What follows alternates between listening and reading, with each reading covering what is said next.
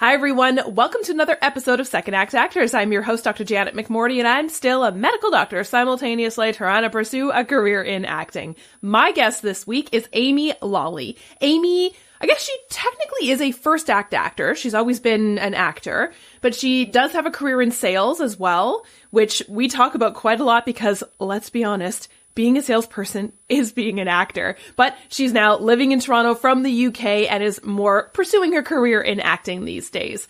Oh my goodness, Amy and I met at a TIFF party, so at the Toronto International Film Festival. We met at a party during the festival, the Women in Film and Television WIFT party, the WIFT party at TIFF. My goodness, say that 5 times fast.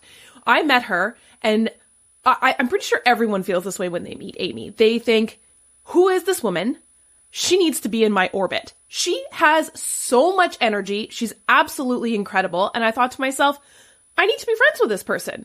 Her energy is infectious. It's just, it infects everyone around her. She's just a huge, just light gem of positivity. Oh, I could rave and rave and rave forever about how much an absolute joy Amy is. Please enjoy the fabulous Amy Lawley.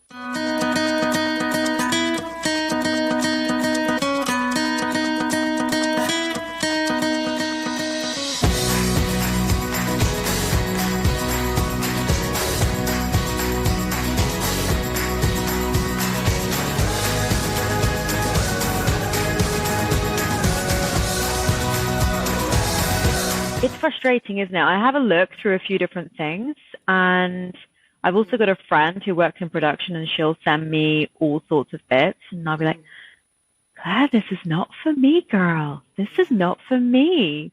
And they're looking for, like you've just said, any gender, any ethnicity, any age, and I'm like, but give me some specifics. Like, how are you even meant to profile a character looking at stuff like that?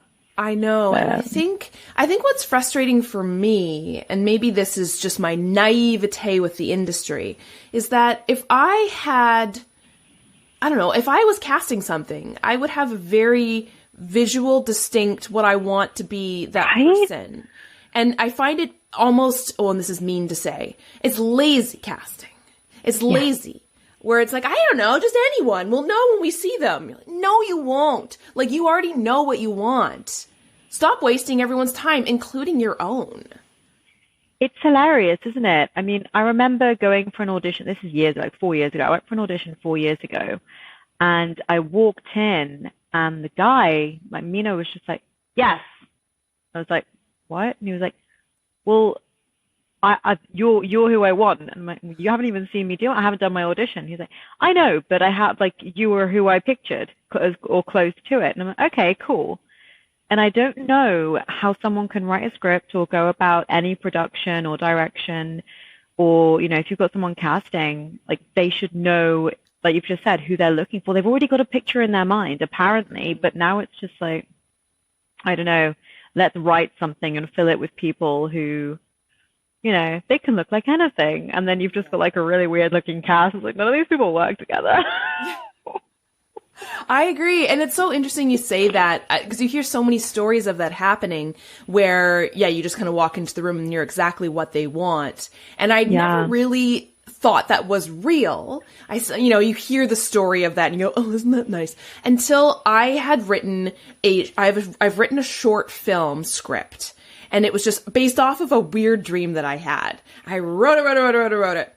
And then I met a guy who does sketch comedy in Montreal. He's a content creator in Montreal. His name is Near.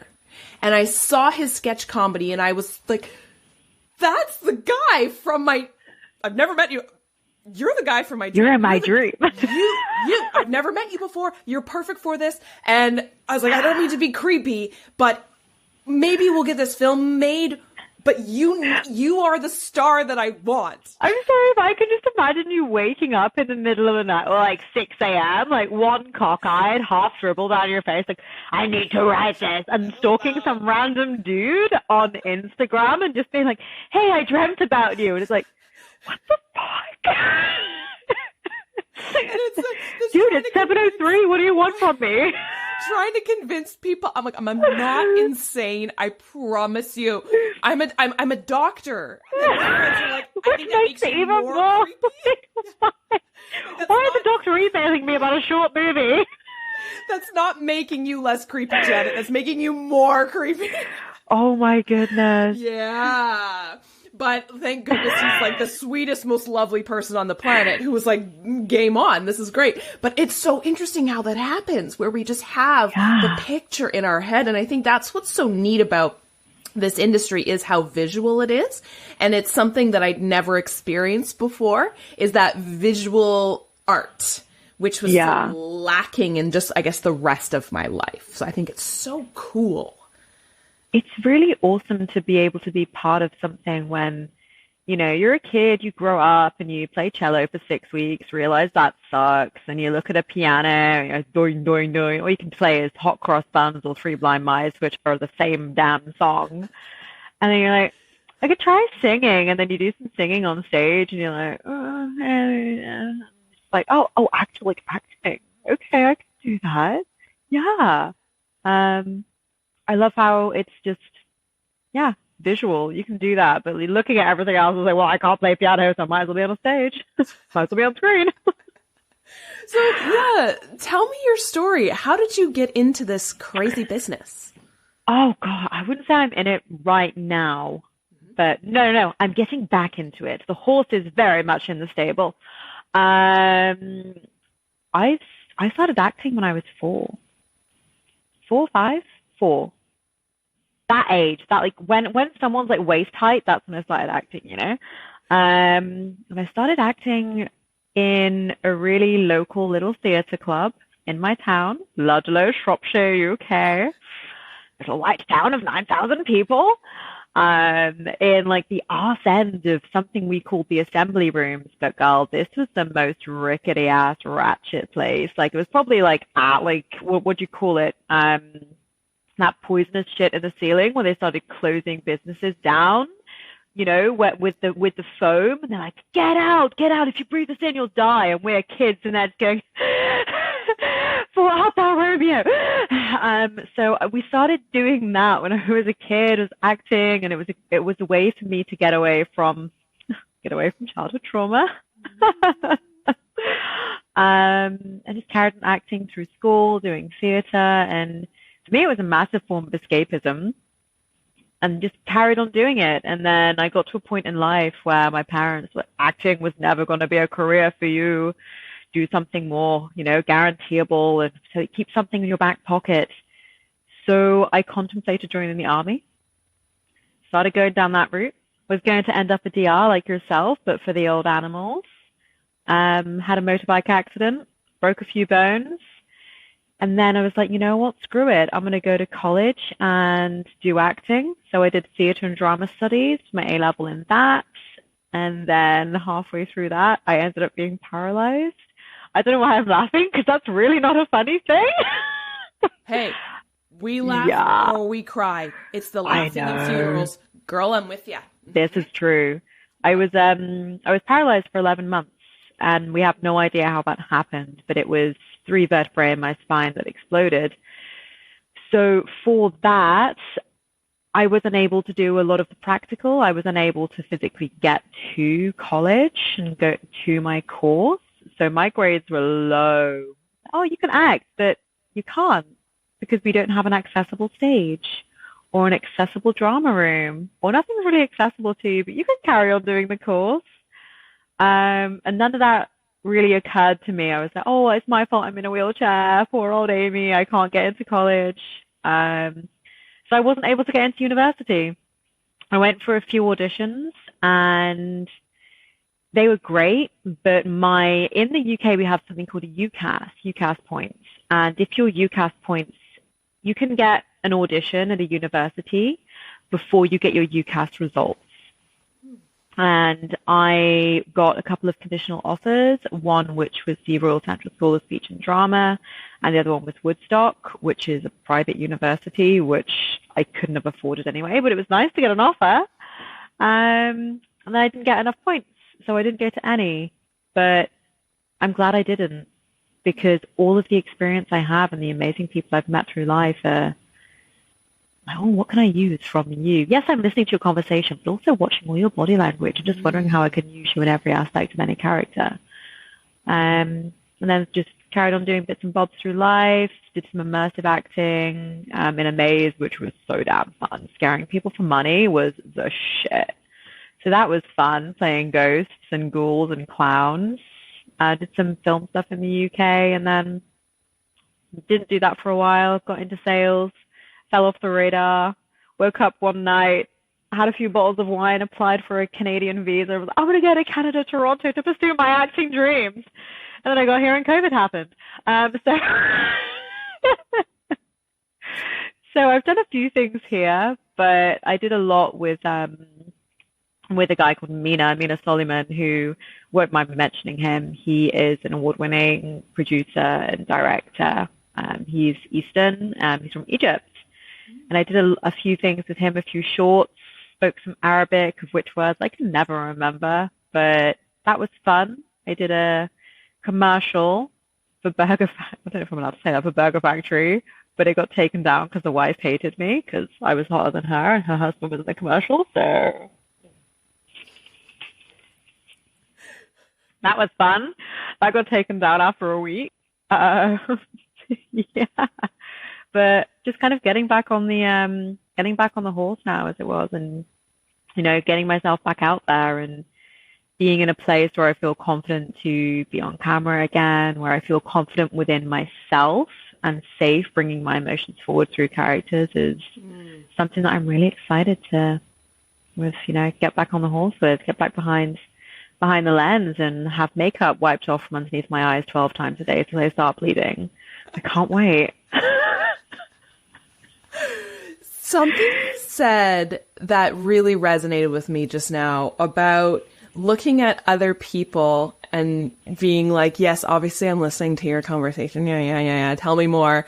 But using them as data for a character. I remember an acting coach of mine, her name's Michelle, saying that to me when I was feeling really like I was behind, right? I'm like, I'm older than most of my peers in this acting class. I was doing all this doctor shit for so long. I just feel like I'm behind in this acting thing. And she said, well, what you've been doing is you've basically been looking at society and seeing patients and seeing humans. You work in like a lab of like, all you're doing is looking at people. She's like, these are the characters that you need to bring into the world. So just watch them, watch their mannerisms. It's free acting classes. I was like, I never thought about it like that. So it's incredible, isn't it? Yeah. People watching, and I think that when you are in the mindset of an actor, you're very careful about how you judge and perceive people, because everyone has a story, don't they? Everyone has a story. And what I find so interesting is that you and I could be handed a script, and we could both look at exactly the same script, exactly the same character, exactly the same monologue. But what we're building in the back of our mind based on what this monologue is, we're building a backstory. Who's the best friend? What color socks is she wearing? What are he wearing? They wearing? Are they wearing a jumper? Where do they live? Where are they from? What's their background? Do they have crooked teeth? What color are their eyes? If they ever shaved all their eyebrows off back? There's like random shit. Like, how can I relate to this? And we'd come up with two totally different characters.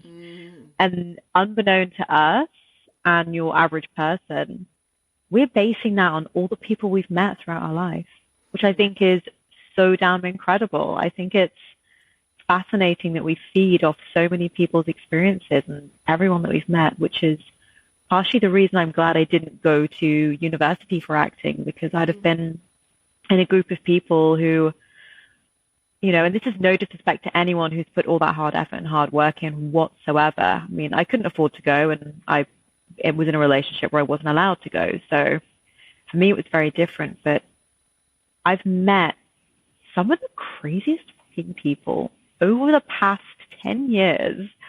It is wild. The people that I've met, I'm like, what? If I'd have gone to university, maybe I wouldn't have met you. So there's something can be thrown at me down the line.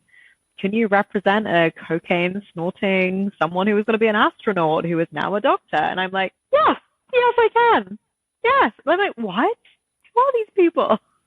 So I think it's amazing that we have that ability to look at people through that lens and collect that data. Totally.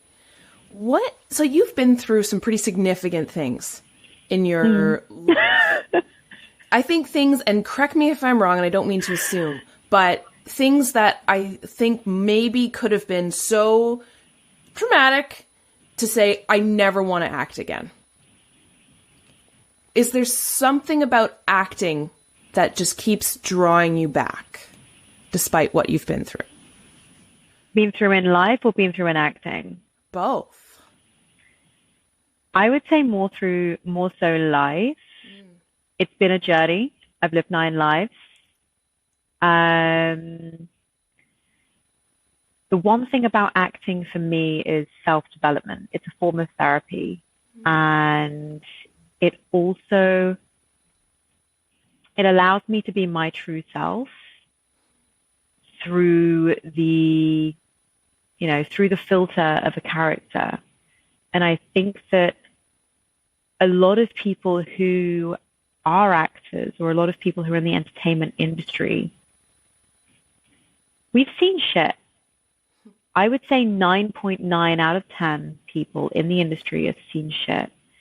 And we can take that and we can mold it into something, whether that's piano playing, whether that is playing the cello, whether it's writing songs, whether it's poetry slam, or for us, whether it's something like acting. And if we can dissolve emotions into a character and just be honest, and for me, it really was and still is kind of being on stage. Stage is something that I absolutely adore, but unfortunately it doesn't pay very well. It's normally community theatre. But even through a character on a lens and then realizing that you can be much more minimal through film and still represent all of those emotions and all of those feelings, that's what draws me in every time, where you can, and also having someone who is a decent director who allows you to have the time to really immerse yourself and put your energy and your emotion into a character. When you're working with people who are easy to work with and you're allowed to invest into what you're representing, or to what you're presenting, is magical. And I think that's, I wouldn't say I'm passionate about acting. I would just say that it's a part of me. And, you know, we all act on a daily basis. My day job is sales.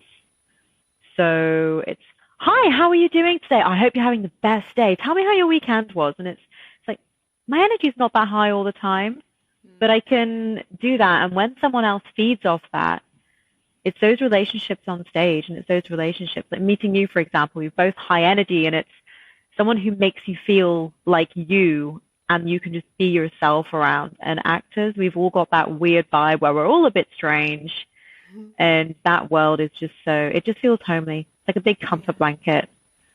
But that's what draws me in every time. Yeah, and I think there's something, I don't know about you, but I remember when I, again, started doing acting classes, and you can't help but pull from your life experiences, of course, because what else is there but what you've been through? And like you were saying, we've all been through some shit.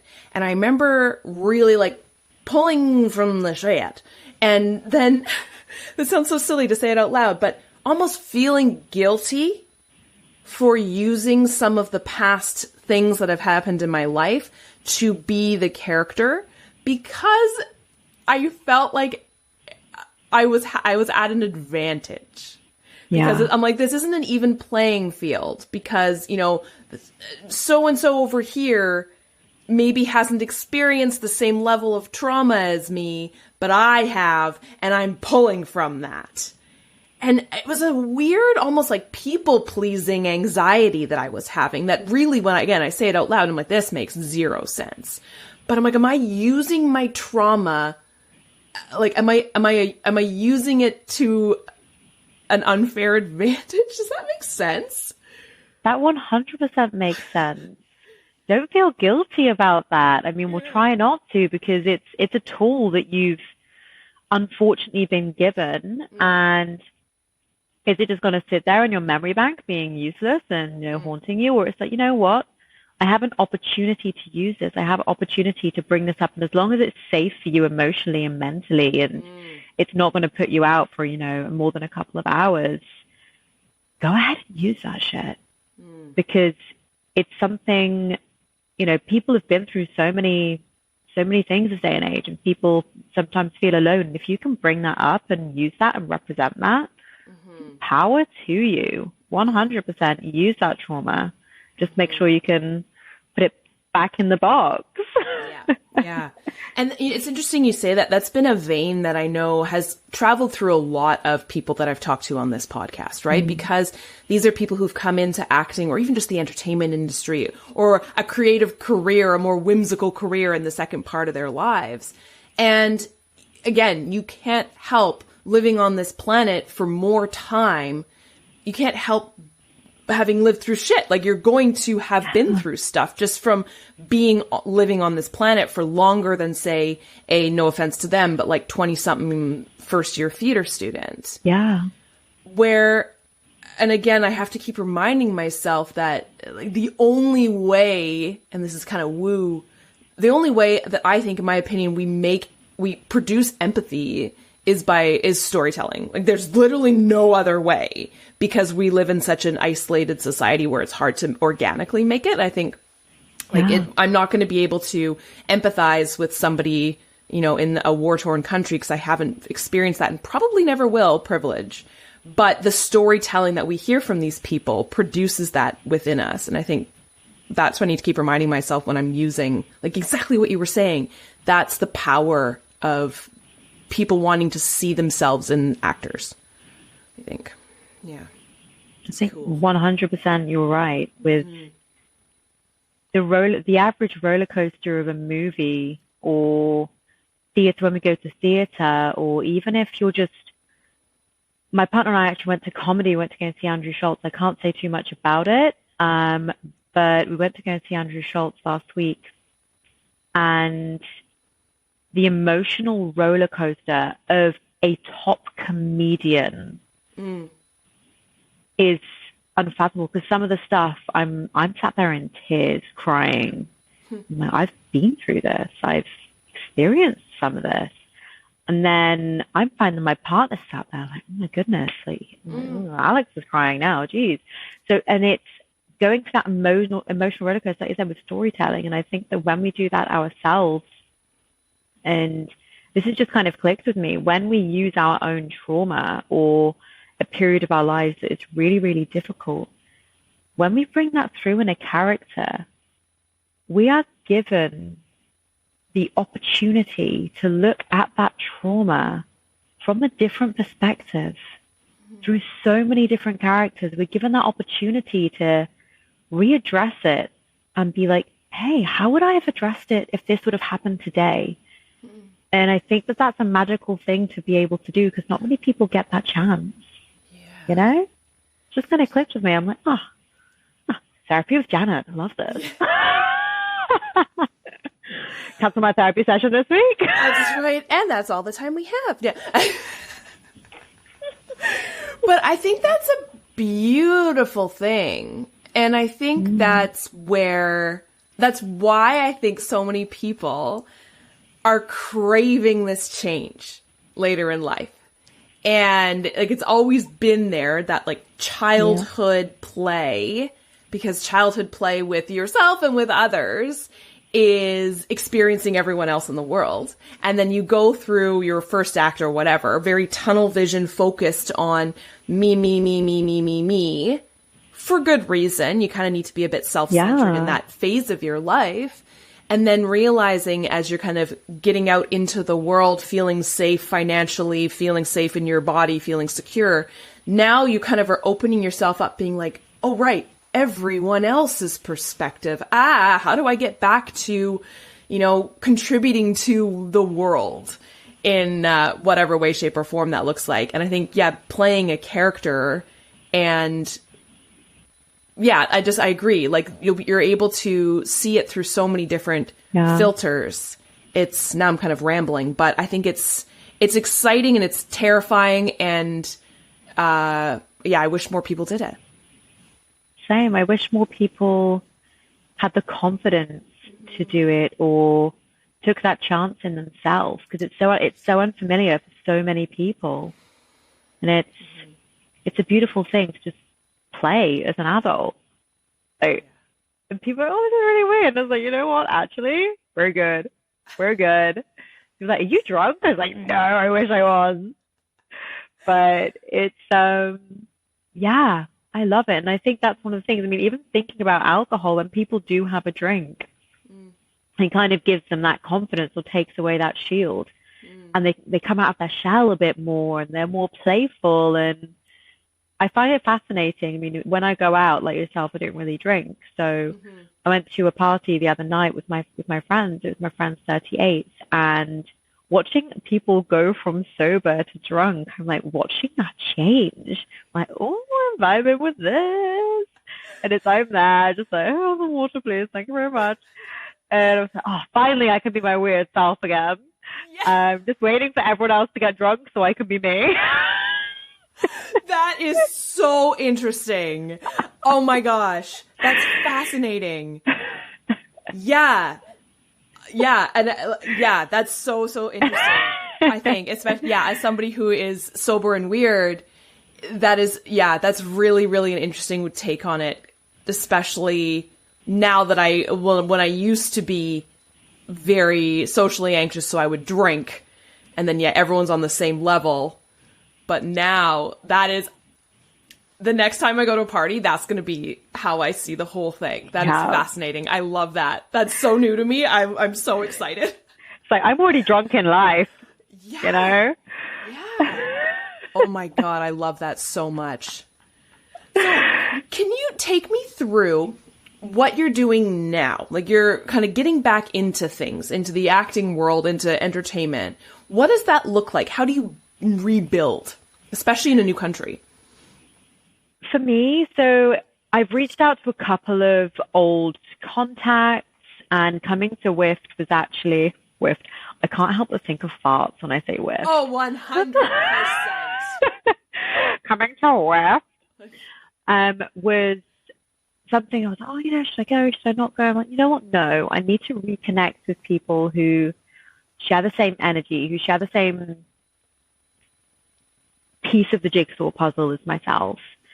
And I need to be back in a room with people who are acting, who are actively acting, people who maybe haven't been on screen or been behind the other side of the camera for a while, and just be back and immerse myself in that environment. So that for me was a big thing. Just kind of getting back in there. And then I've been screwed over a couple of times by a director over the past year.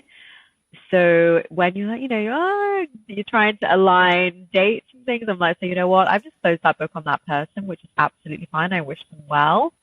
But it's teaching me not to rely on anyone else. So 100% moving through everything is, re-signing up to acting classes and coaching, and really learning to actually invest in myself. And, I've decided on 3 very different monologues that I adore, that inspire me. Like, all 3 actors are amazing. So I'm like, you know what? I'll do those monologues and be able to put things together, and just really finding out me a couple of years ago is very different to me now. So finding out how I act now and just rediscovering that in my own time. It's still very much a personal project, but a new self-tape together and reels together. I got some new headshots maybe 4 or 5 months ago, and looking at the headshot, and this is weird. You ever look at a photograph of yourself, and you look at one photograph and you put them side by side almost, and even though you know it's you, you kind of don't recognize that person. Oh yeah. So looking at my headshot from 3.5, 4 years ago to my headshot from a few months ago, I'm like, wow. I look like a shell of a person in this one. I am unsure of myself, not in a very good place mentally or emotionally. And these new ones, I'm like, yo, you're fucking nasty, girl. So I'm kind of still in that space where I'm rediscovering myself as an actress. And I can't wait to put some stuff together and go back to possibly my old agent, although she would give me less than 12 hours notice for an audition sometimes, at which point I'm like, no, Margaret. So just hopefully getting a different agent and just really pushing the boat out and pushing boundaries for myself. So yeah, reinvesting in myself, believing in myself, and kind of that slight fear of success as well. Because I'm like, oh, what if, you know? And I'm not after fame. Money would be nice. I'm never going to say I'm not after fortune. But just after being able to present my true colors now through acting, I'm excited to do that. That's what getting back into it looks like for me. Getting back into myself and be able to bring that shit forward. Yes. Oh my gosh. I relate to that so much. And I think, you know, that clarity of self is something that, for at least for me, has only happened. And I mean, obviously it's a work in progress, but has only happened to me in the past year when, one, I've been older, and sober. And it's that clarity that comes from that is both terrifying and amazing. And I look at, I was funny. My old headshot popped up randomly on my phone for some reason, my very first one. And I look like I'm blonde. I look like I should be on this. Wait, what? You're blonde? Oh, yeah. Oh, yeah. It's insane. I look fabulous. But, you know, if I would walk into a casting room and they had that headshot and then they saw this, it's like a bait and switch, right? I'm like, I tricked them. Like, I don't look like that. I also don't act like that. Right? Yeah. I'm a goon. I'm the second banana, right? I'm not and that's fine. It's that finding of what we want to do in this industry, especially as we get older, is so exciting. And I don't know about you, but do you feel like almost like a pressure to go? Like, I need to do this now. Like, this is me. I want this out.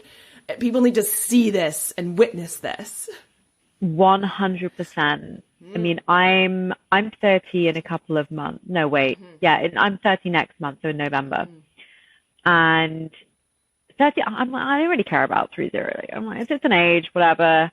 But I think more so for me, it's a stage of life from like, you know what? I need to light the fire underneath my own ass. And my fingers crossed results of getting more out there with acting it's to act and it's to bring entertainment and it's to inspire, but more so it's for mental health reasons and to be able to hopefully inspire people through mental health and, you know, awareness. And I hope that people who have been in similar situations and similar circumstances as myself will notice and possibly gravitate towards that. So that's my aim, is to be able to do some real good and just have some sort of impact on a young generation of people who are so damn lost, and maybe bring that about through acting. I was just reading, I'm just finishing reading, well, I'm burping so much. I had such a frothy coffee. I'm like, blah, blah, blah. I tried to be elegant. I'm like, nah, bruv, nah, blah. So I'm reading at the moment a book called Body Keeps the Score. She's done it. Have you read it all yet? Oh, of course. We read it. I had to read it in medical school. Oh, you have to? Yeah, you have to. So I'm at the part now, because it's such a hard read, but it is. And you have to take those breaks because I'm crying. I'm like, I'm at the bit. I'm at the end. I'm on like the last 10 pages. And going into where, I want to a spoiler for anyone, but going into the parts where they introduce acting as a therapy. And there's nothing traumatic when you're reading that, but oh my God, I want to cry. Relating to that so much and just being like, this is a thing, like in Boston of all places. I'm like, what? I imagine if that was worldwide, where you could take foster kids and traumatized veterans and people who have, been in war-torn countries, like you've said, and bring confidence and deal with people's emotions through acting, and being able to do that with people, and sprinkle a bit of Uda in there and a bit of Stanislavski, just bring all of these amazing practitioners together in a way where we can develop souls that feel a bit lost. I mean, that's what I've been doing with myself, unbeknownst to myself, and reading about that was like, wow. So that's my aim. That's where I want to go with acting. But also, a Maserati would be really nice. Just saying. Just putting it out in the universe. And some Christian, and some Louis Vuitton shoes for my 30th birthday. Anybody? Yes, please. That would be so nice. I wish my boyfriend was here because they're a bit louder, couldn't I? Some Louis Vuittons, babe. Louis Vuittons. Like, what's a lube in that sex stuff? Oh man! Since coming back, and again, like also in a whole new country, has there been anything that has been surprising to you about getting back into the industry now? The surprising-ish, but more irritating, is that everything is on Zoom. I like being in person. I would rather walk into a room and do an audition so people can feel the energy, which is really frustrating because even a year ago, just after, can we say after COVID yet? I don't know, just after COVID, just after shit started opening up, everyone was bringing people back in, and it was in-person auditions. I'm like, okay, awesome, yeah. And now it's just reverted back to Zoom auditions, or record yourself on your, in my case, an iPhone or XR, but record yourself on your laptop and send it in. I'm like, what? No, I want to come to you. And people are just so close to that. So I'm very surprised that people who are casting and directing and writing are still opposed to meeting people in person. I mean, if you, I still don't get that. So that's a surprise to me, kind of going back into things that everything is still very much in the digital space and online. Yeah. Kind of frustrating. For sure. And I remember thinking about, I know why they're doing it, money, but I remember thinking, and this is very similar to when I was applying to medical school, which I knew, and this is not a brag, but kind of a brag. I knew if I made it past the first stage of the application to the interview, I would get in 100%. I'm a fucking delight.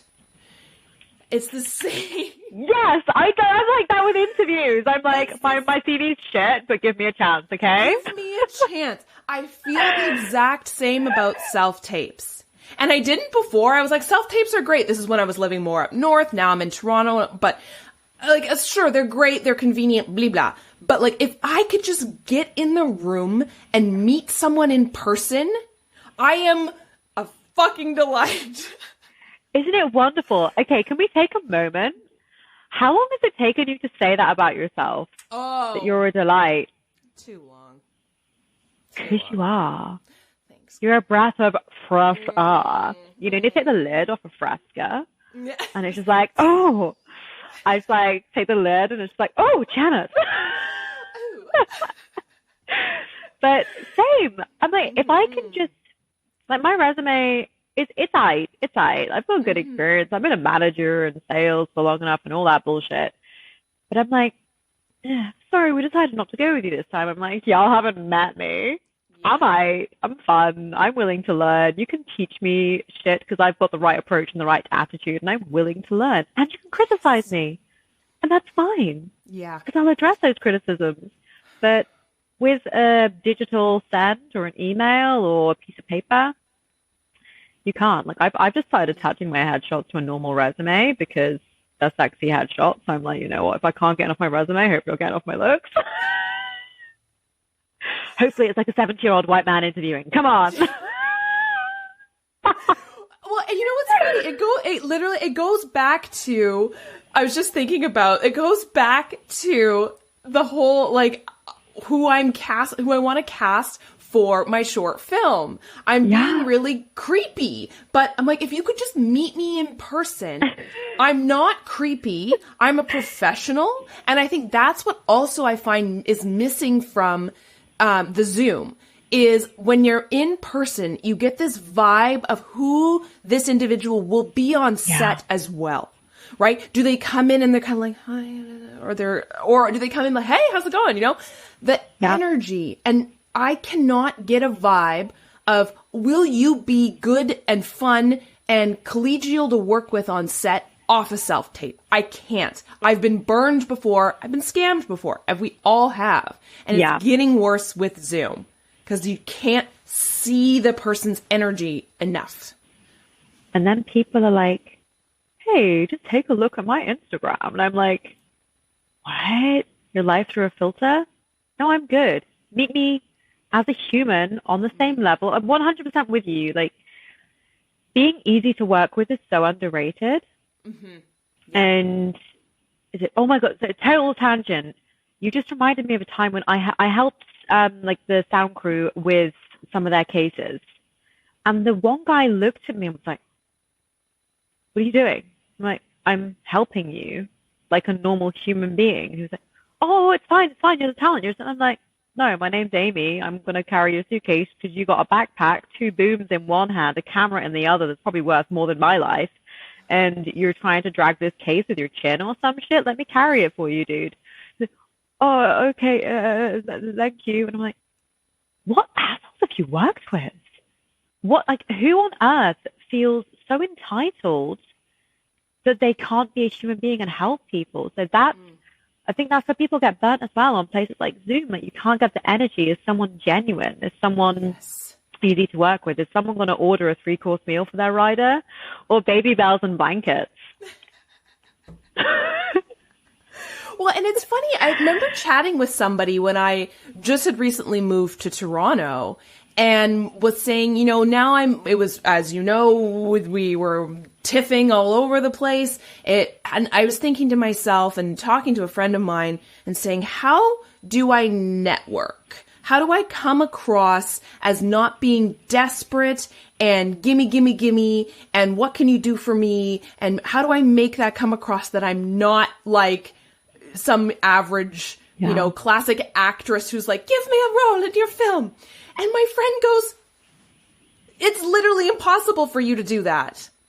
You just be yourself, you idiot. Like, just do what you've been doing for the almost 40 years of your life and talk to a human being. Yeah. Like, oh. Isn't it crazy? It's crazy. I've, at work, outside of acting, at work, I'm currently mentoring a few people to people because people don't know how to people anymore. And I don't know whether that's because of a couple of years of isolation or, you know, kind of, especially a lot of younger people. We hire so many people that are 19 to 25. And I know like being a kid is crucial for development, but adult development is something that's just really not looked at. And that in your early 20s is when you are maybe first paying bills, finding yourself, and people weren't given that opportunity to network and make friends as an adult, because making friends as an adult is damn hard. And I think people like you and I, if you and I were to walk up to someone in a bar, and I've done it and I've had the reaction, and they're like, oh, hey, like, let's hang out. We're like, who the fuck are you? No, you're going to murder me. Whereas coming from our energy, that's very different. And people kind of are taken aback. So I can understand what you mean when it's like, I know I'm cool, but their reaction might be freaked out. And I'm like, you know what? Be you. Just walk up, so got any roles going? And they're like, this is so cheeky. And I'm like, well, any roles going for a weirdo? You got something in your eye, dear. Okay, yeah, I don't want to work with you anyway. Okay, bye.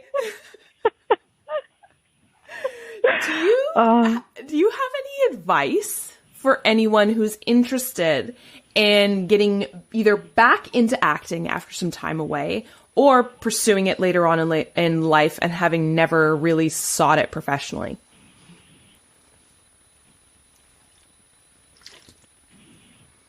with getting back into it,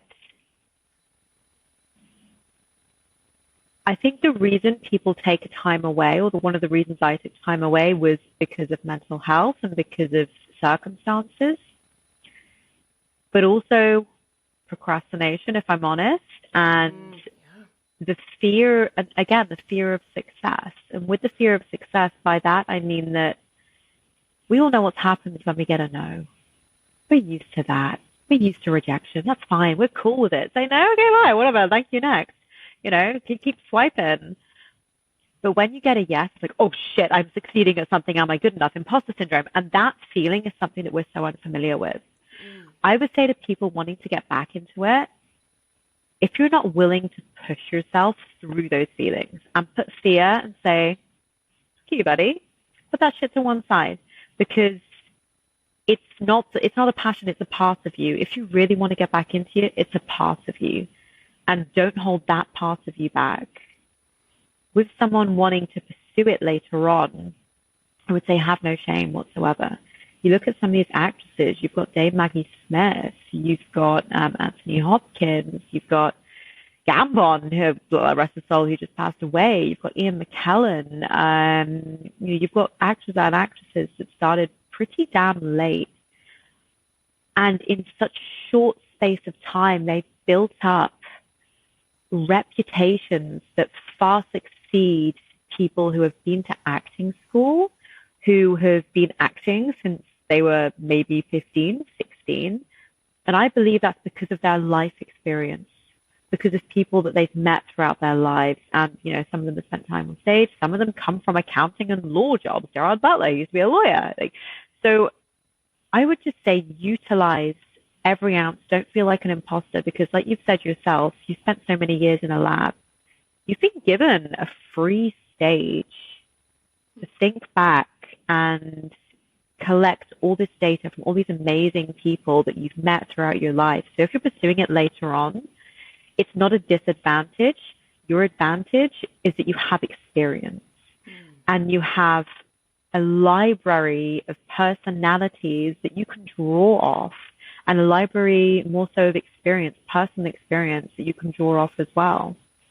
The advice I would say is just make sure that you can visit those and put that book back on the shelf in a very safe way so that it doesn't affect you for however long. But it's almost an advantage. Experience. So underrated. That's beautifully said. Yeah, absolutely. End scene. Is there anything that you are looking forward to coming up?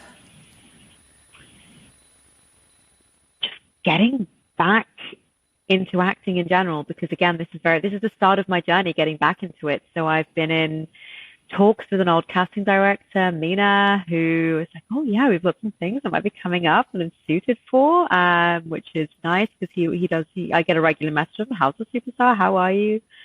So it's going to be nice to work with him again. I'm excited to throw myself into a sea of people, as I did with Swift, and more acting classes, and a bit fearful of possibly being one of the oldest there, but at the same time, older the wiser. And then I think with being older as well, you have this pressure to set an example, or a pressure to show people not to be afraid. So I'm excited to feel that sense of responsibility, and I can't wait to see where that takes me. I'm excited to continue learning to edit on my Mac, because even though I work in tech as a day job, I'm like, how does this work? And then I'll press something and everything's deleted and I've got to record it again. So I'm excited to tie that together, present just a makeshift show reel I put together, because a lot of stuff is either in Arabic, not accessible, I'm disgusted with, or on stage. And you can't use stage stuff for a show reel because it ain't filmed. So I'm excited to put that together for myself and just really, take all the fancy. I think starting again or restarting has its advantages because you're going in fresh. It's like building a new building. You can completely change the architecture at any point that you want, and that's fucking awesome. Love that. Yeah. Oh, I'm excited for you. I'm excited for us. Yes, I'm excited for us. Do you have any final words of wisdom or advice? What does it have to be related to? Do you want to give me a topic? Anything. Anything. Does that help you? I know I'm very deep. I'm very like mental health, wellness oriented. A piece of advice, words of wisdom, take the stairs. Take the stairs in every aspect of life. And I'm not talking just when you're going down to the TTC, take the stairs. You're going slower, you see more faces, you see more people, you're more present in every single day life. It's good for your heart, it's good for your head. Taking the stairs is taking the harder way. If you take the easy way, there are consequences every time. If you're going to take the escalator and the elevator for the rest of your life, you're taking the easy way. It's no good for your head, no good for your heart, and it's no good for your mind. So take the stairs, take the hard way, do it the hard way, and reap the rewards, because there will always be rewards, whether that's longevity, whether that's extra creativity, whether it's bumping into some sexy guy on the stairs who's reading a book, who's got a great ass and doesn't miss leg day. Yeah, take the downstairs. Love it.